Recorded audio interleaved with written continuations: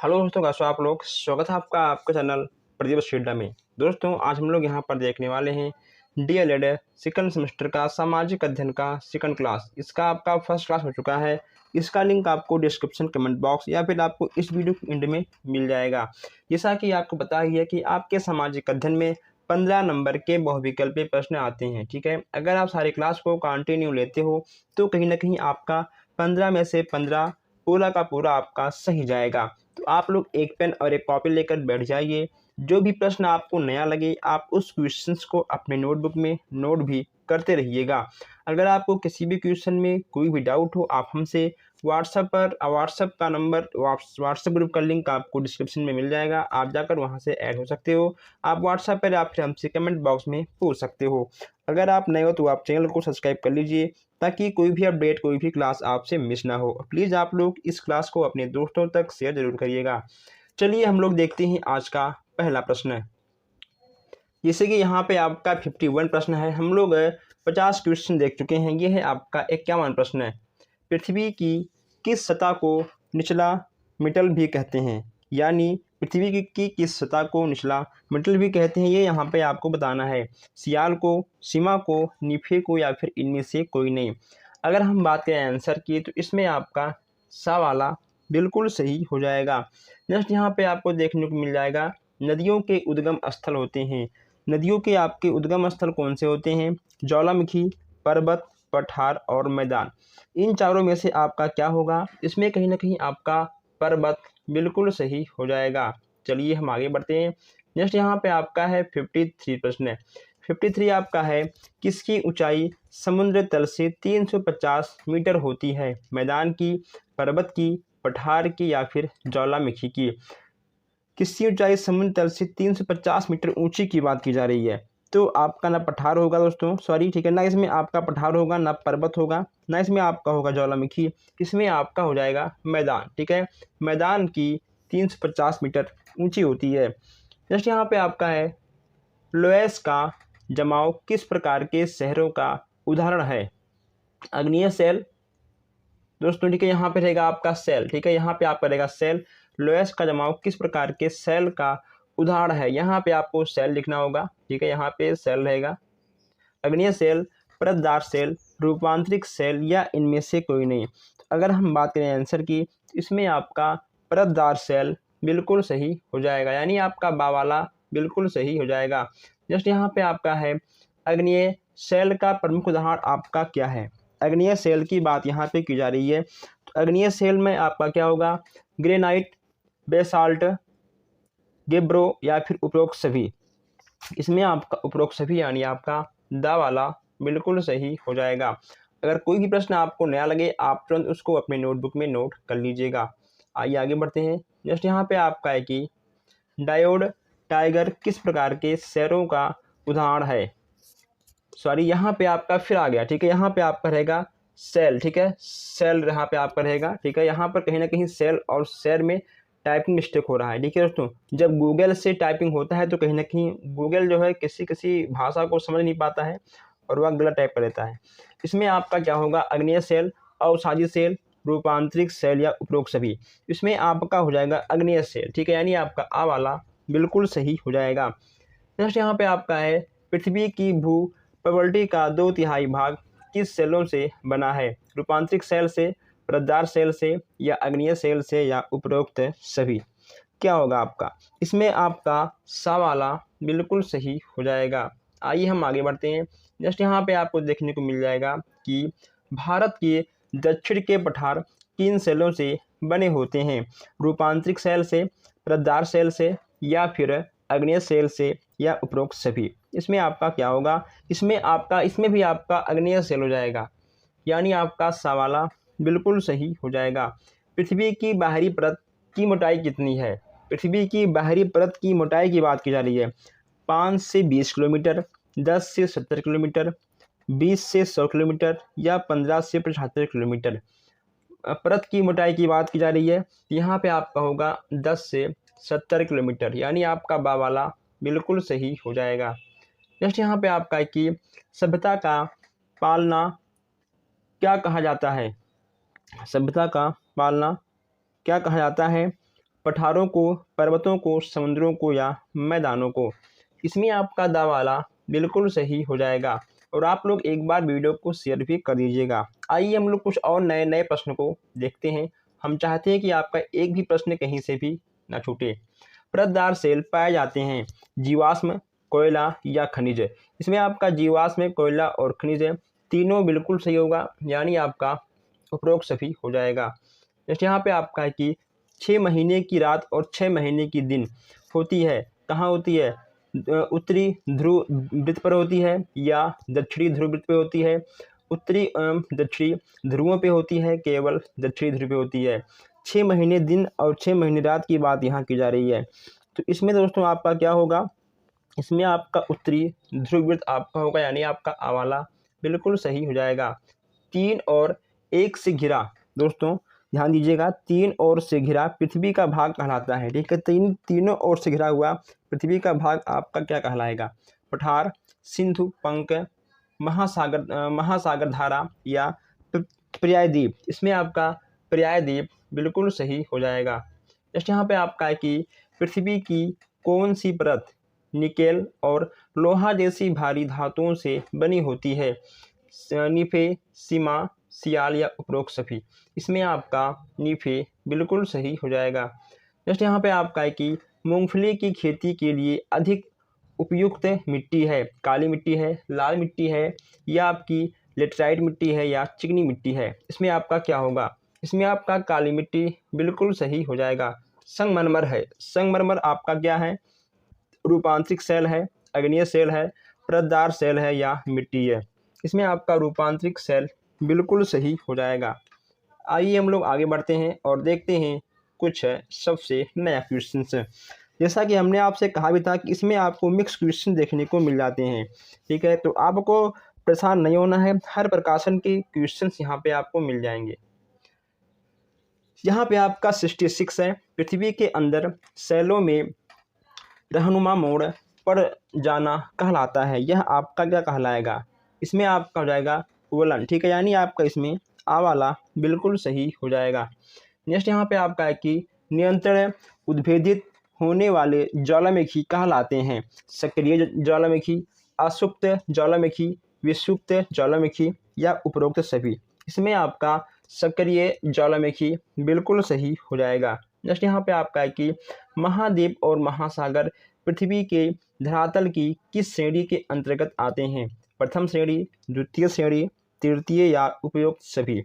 तो अगर श्रेणी की बात करें, इसमें आपका प्रथम श्रेणी आ जाएगा। आ वाला आपका बिल्कुल सही हो जाएगा। यहाँ देखते हैं 69 प्रश्न।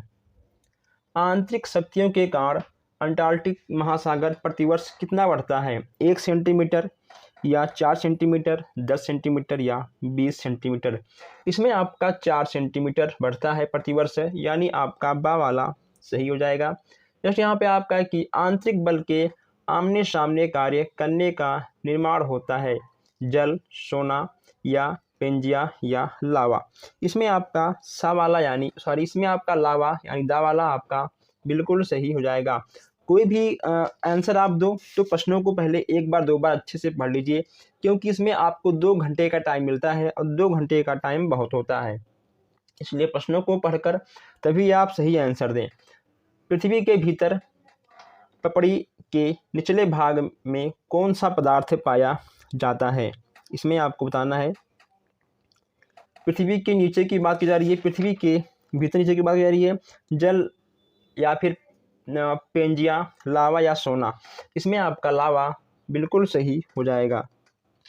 जैसे यहाँ पे आपका है ज्वालामुखी को किस मुंह से लावा बाहर निकलता है उसे कहते हैं?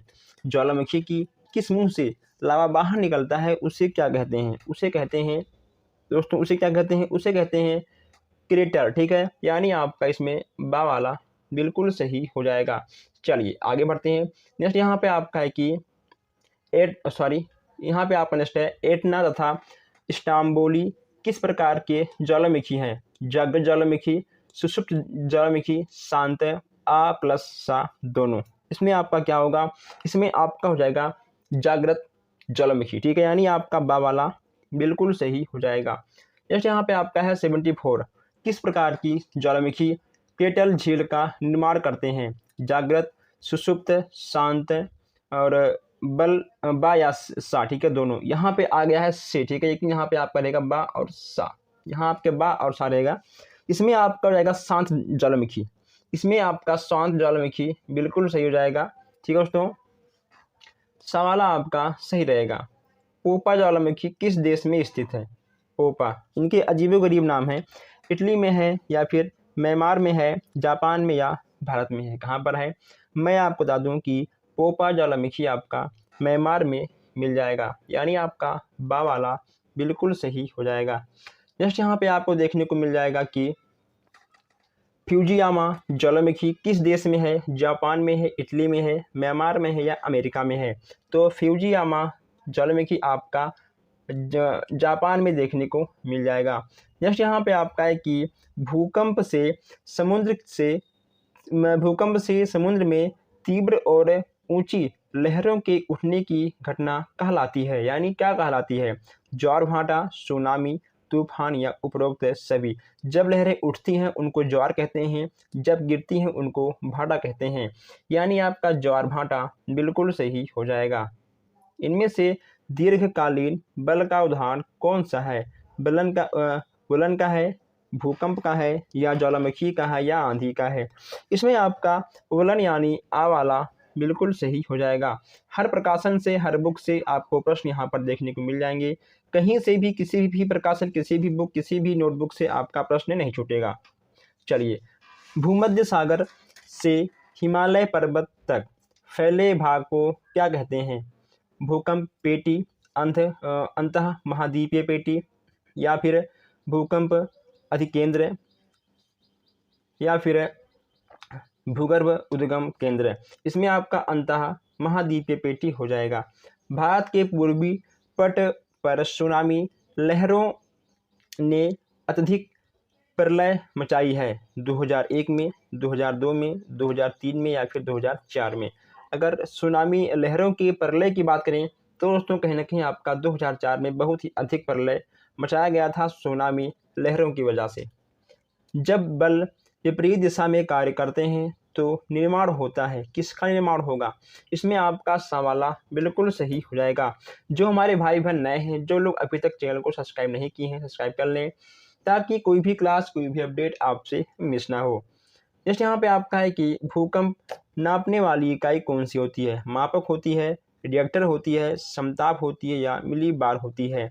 भूकंप को नापने की इकाई जो होती है वह आपका रिएक्टर हो जाता है, यानी बा वाला आपका बिल्कुल सही हो जाएगा। चलिए दोस्तों, यहाँ पे आपको कुछ और नए नए प्रश्न देखने को मिलेंगे, ठीक है। ये सब आपके हर एक क्वेश्चन से छांटे गए प्रश्न हैं ताकि कोई भी प्रश्न आपसे मिस ना हो। आइए, नेक्स्ट यहाँ पे आपका है कि स्थलाकृतियों में परिवर्तन करने वाली बाह्य शक्तियाँ हैं। इसमें आपकी कौन सी बाह्य शक्तियाँ हैं ये आपको यहाँ पर बताना है। नदियाँ हैं, पवने हैं या समुद्री लहरें हैं या उपरोक्त सभी हैं? स्थलाकृतियों की बात की जा रही है, ठीक है, तो इसमें आपका उपरोक्त सभी बिल्कुल सही हो जाएगा। जैसे यहाँ पे आपका कि चट्टानों का जंग खा जाना, यह आपका किस प्रकार का परिवर्तन है? भौतिक, रासायनिक या जैविक या उपरोक्त सभी? चट्टानों में जंग लग जाती है, यह आपका एक प्रकार का रासायनिक परिवर्तन है। लोहे में जंग लगना, वह आपका किस प्रकार का परिवर्तन है? आप मुझे कमेंट बॉक्स में बताओगे। डेल्टा का आकार होता है, कैसा होता है डेल्टा का आकार? पंखाकार होता है या पंजाकार या चौपाकार या उपरोक्त सभी? डेल्टा के आकार की बात करें तो डेल्टा का आकार आपका तीनों बन सकता है, ठीक है दोस्तों। डेल्टा आपका तीनों प्रकार से बन सकता है, यानी उपरोक्त सभी आपका बिल्कुल सही हो जाएगा। जैसे यहाँ पे आपका कि हिमानी के दोनों किनारों पर जमे हिमोड़ कहलाते हैं, आप क्या कहलाएंगे? इसमें आपका बा वाला बिल्कुल सही हो जाएगा। जस्ट यहाँ पे आपका कि पवन में उड़ते करों का परस्पर टकराते हुए विखंडित होना, वह आपका क्या कहलाएगा? यह आपका दोस्तों क्या कहलाएगा? यह आपका हो जाएगा सन्निघर्षण, ठीक है। इसमें आपका बा वाला बिल्कुल सही हो जाएगा। जल संतुलन के कार्य की प्रमुख प्रक्रिया है नियमनीकरण, उच्चयन, आ और बा दोनों या दोनों में से कोई नहीं, यानी इसमें आपका सा वाला बिल्कुल सही हो जाएगा। इसमें आपका सा वाला बिल्कुल सही हो जाएगा। जैसे यहाँ पे आपका है कि मैदानी भाग में नदी के दोनों किनारों पर बने लंबे टीलों को कहते हैं जलोढ़ पंख है या फिर तटबंध है, डेल्टा या पशचुआरी। इसमें आपका बा वाला यानी तटबंध है सही हो जाएगा। आगे बढ़ते हैं। जैसे यहाँ पे आपका है कि चूने की चट्टानों वाले क्षेत्र में पाए जाने वाली आकृति कहलाती है। यहाँ आपका दोस्तों कास्ट यानी आपका वाला बिल्कुल सही हो जाएगा। अब यहाँ पे आपको बहुत ही बेहतरीन प्रश्न आ चुके हैं। यहाँ देखिए दोस्तों, यहाँ पे आपके बहुत ही बेहतरीन प्रश्न आ चुके हैं और सबसे अलग प्रश्न यहाँ पे आपको देखने को मिल रहे हैं। वायुमंडल समुद्र से कितनी ऊंचाई तक फैलता है? लगभग 1000 किलोमीटर, 1200 किलोमीटर, 1400 किलोमीटर या 1600 किलोमीटर। इसमें आपका दा वाला बिल्कुल सही हो जाएगा। जस्ट यहाँ पे आपका है कि वायुमंडल में सर्वाधिक 78% पाए जाने वाली गैस हैं ऑक्सीजन, हाइड्रोजन, नाइट्रोजन और हीलियम। इसमें आपका नाइट्रोजन होगा यानी आपका सा वाला सही हो जाएगा। आइए अब यहाँ देखते हैं 88 प्रश्न है। 88 प्रश्न यहाँ पे आपका है नाइट्रोजन तथा ऑक्सीजन वायुमंडल का कितने प्रतिशत भाग है? 99% है या फिर आपका 90 हो जाएगा, 87 हो जाएगा या 80 हो जाएगा। नाइट्रोजन तथा ऑक्सीजन वायुमंडल के कितने परसेंट भाग हैं ये आज पूछा गया है। तो यहाँ पे नाइट्रोजन और ऑक्सीजन को अगर मिलाते हैं तो आपका 99 होगा, यानी आपका 99% नाइट्रोजन और ऑक्सीजन है और जो अन्य गैस हैं वह आपका बस केवल 1% है। ठीक है, चलिए। विषुवत पर क्षोभ मंडल की ऊंचाई होती है 8 किलोमीटर, 18 किलोमीटर, 11 या 24 है। क्या होगा? इसमें आपका होगा 18 किलोमीटर, यानी आपका बा वाला बिल्कुल सही हो जाएगा। जस्ट यहाँ पे आपका है कि समताप मंडल में कितनी ऊंचाई तक तापमान समान रहता है? 8 किलोमीटर या फिर 18 किलोमीटर, 11 या 20। क्या होगा आपका? अगर हम बात करें आंसर की, इसमें आपका हो जाएगा 18। ठीक है, यानी आपका बा वाला इसमें बिल्कुल सही हो जाएगा। ओके दोस्तों, सॉरी ये 1 मिनट। ठीक है दोस्तों, यहाँ पे होगा आपका, ठीक है, इसमें आपका 18 किलोमीटर बिल्कुल सही हो जाएगा। समताप मंडल में ऊंचाई तक तापमान समान होता है? समताप मंडल में कितनी ऊंचाई तक आपके तापमान समान होते हैं? 8 किलोमीटर, 18, 11 या 20। क्या होगा? इसमें आपका ठीक हो जाएगा 20 किलोमीटर। 20 किलोमीटर तक समताप मंडल में ऊंचाई तक तापमान आपके समान देखने को मिल जाएंगे। चलिए यहाँ पर देखते हैं 91 प्रश्न। 91 यहाँ पे आपका है कि पृथ्वी के वायुमंडल में कितने प्रतिशत ऑक्सीजन पाई जाती है? अब यहाँ पे आपसे ऑक्सीजन की बात की जा रही है, तो बहुत ही आसान प्रश्न है। इसमें आपका क्या होगा? इसमें आपका 21% ऑक्सीजन आपको देखने को मिल जाएंगे। जस्ट यहाँ पे आपका है कि एक प्रकार का पतला और कोहरा होता है। एक प्रकार का पतला और कोहरा होता है, धुंध, ओला, वर्षा या पाला। इसमें आपका क्या होगा? इसमें आपका हो जाएगा यानी आपका धुंध। ठीक है, इसमें आपका धुंध हो जाएगा। 93 है धरातल के ऊपर जाने पर वायु का दाब होता है। ठीक है दोस्तों, धरातल के ऊपर जाने पर वायु का दाब कैसा होता है ये भी यहाँ पे आपको बताना है। बढ़ जाता है, कम हो जाता है या समान रहता है या इनमें से कोई नहीं। इसमें आपका हो जाएगा कम। ठीक है, इसमें आपका कम हो जाता है, यानी आपका बा वाला बिल्कुल सही हो जाएगा। अब यहाँ देखते हैं 94 प्रश्न। 94 यहाँ पे आपका है कि जब ताप घटने पर जल में परिवर्तन हो जाता है, यह क्रिया कहलाती है। यह क्रिया आपकी क्या कहलाएगी? संघनन, ओला, वर्षा या पाला। इसमें आपका क्या कहलाएगा? इसमें आपका संघनन बिल्कुल सही हो जाएगा। जैसे यहाँ पे आपका है 95 लंबे समय तक किसी क्षेत्र विशेष की मौसमी दशाओं के योग को क्या कहते हैं? मौसम कहते हैं, जलवायु कहते हैं, तापमान कहते हैं या आर्द्रता कहते हैं। लंबे समय तक दशाओं, जो लंबे समय तक मौसम होता है उसे क्या कहते हैं? वह आपका जलवायु के अंतर्गत आएगा। लेकिन दोस्तों मौसम आपका बदलता रहता है, ठीक है, लेकिन कहीं ना कहीं जलवायु आपका लंबे समय तक चलता है। चलिए यहाँ पे आपका 96 प्रश्न है। वर्षा का प्रमुख रूप क्या होता है? वर्षा का प्रमुख रूप आपका क्या होगा? मौसम, पर्वतीय, चक्रवात या उपरोक्त सभी। वर्षा के प्रमुख रूप की बात की जा रही है तो दोस्तों इसमें आपका देखिए, वर्षा अगर होती है तो कहीं ना कहीं उसमें मौसम का भी होता है भागीदारी, पर्वत का भी होता है और चक्रवात से भी कहीं ना कहीं वर्षा आपके हो जाते हैं, यानी आपका उपरोक्त सभी दा वाला बिल्कुल सही हो जाएगा। जैसे यहाँ पे आपका है संघनन क्रिया के हिमांक बिंदु के नीचे संपन्न होने पर कौन सी घटना होती है? धुंध होती है, ओला होती है, वर्षा होती है या हिमपात होती है? कौन सा होगा? बहुत ही अच्छा क्वेश्चन है। इसमें आपका हिमपात दा वाला हो जाएगा। चलिए अब यहाँ देखते हैं 98 प्रश्न है। 98 यहाँ पे आपका है वायु को अधिक दूरी कहाँ पर पड़ती है? वायु की अधिक दूरी कहाँ पे आपकी पड़ती है? भूमध्य रेखा पर, ध्रुवों पर, आ और बा। ठीक है दोस्तों, आ और बा दोनों पे या फिर आपका कहाँ पर? तो अगर हम बात करें आंसर की तो इसमें वायु की अधिक दूरी की बात की जा रही है। आखिर सबसे दूरी कहाँ पड़ती है इसमें? ठीक है, आपका हो जाएगा ध्रुव पे। ठीक है दोस्तों, इसमें आपका ध्रुव यानी आपका बा वाला बिल्कुल सही हो जाएगा।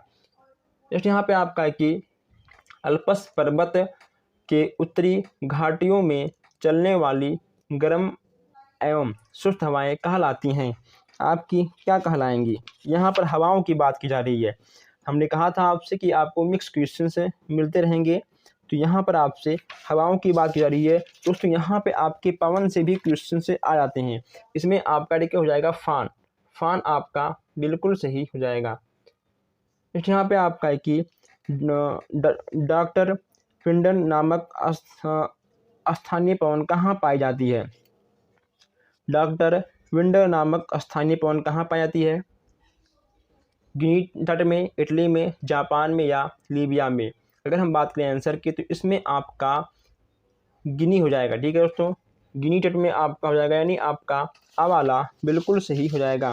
कभी कभी होता क्या है कि आपसे पूछ लेगा कि पवन कितने प्रकार के होते हैं। ठीक है दोस्तों, पवन के प्रकार के बारे में भी आपसे पूछेगा। तो पवन आपके बस केवल 2 ही प्रकार के होते हैं। ठीक है, एक होता है आपका स्थानीय, एक होता है अस्थानीय। ठीक है, स्थानीय और अस्थानीय पवन जो होते हैं आपके, वे आपके 2 प्रकार के होते हैं। ठीक है, स्थानीय और अस्थानीय।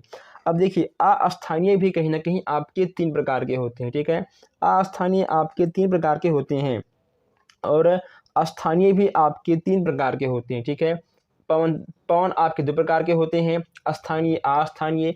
अस्थानीय पवन आपके 3 प्रकार के होते हैं, स्थानीय पवन कहीं ना कहीं आपके 3 प्रकार के होते हैं। ठीक है दोस्तों, तो ये थे आपके कुछ नए नए प्रश्न। जो हमारे भाई बहन नए हैं, जो लोग अभी तक चैनल को सब्सक्राइब नहीं करे हैं, वो लोग सब्सक्राइब कर लें। अगर आपको किसी भी प्रश्न में किसी भी प्रकार का कोई भी डाउट होता है तो आप हमसे बेहिचक कमेंट बॉक्स में पूछ सकते हो। और आप लोग प्लीज़ वीडियो को, इस क्लास को अपने दोस्तों तक शेयर करिएगा। तो दोस्तों बस आज के लिए इतना ही। हम मिलते हैं फिर आपसे नेक्स्ट क्लास में। धन्यवाद।